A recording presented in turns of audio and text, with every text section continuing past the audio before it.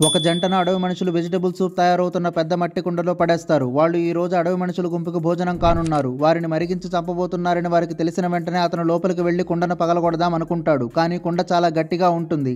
ఒక్కసారిగా అతని మెదడులో ఒక ఐడియా తట్టింది. ఆ ఐడియాతో తప్పించుకోవచ్చు అనుకుంటాడు. అతను వెంటనే తన భార్యకు కూడా నీటిలో మునగాలని చెబుతాడు. ఇద్దరూ ఒకే రీతిలో సరిగ్గా ఒకే టైంలో ఒకే దిశలో కిక్ కొడతారు. మట్టి కుండ క్రమంగా కదలడం మొదలవుతుంది. మళ్ళీ నీళ్లలోకి దిగి తమ శక్తిని మొత్తం పెట్టి అదే దిశలో తోసేస్తారు. కొద్దిసేపటికి మొత్తం ట్యాంక్ డాన్స్ చేస్తున్నట్లుగా ఊగిపోతుంది.